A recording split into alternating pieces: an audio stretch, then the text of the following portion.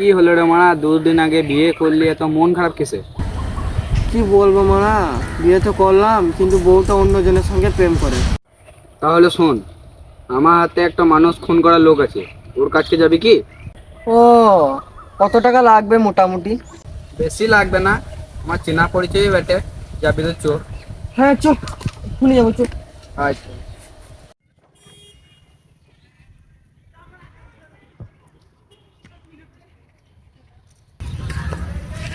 বস, একটা মার্ডার করতে হবে।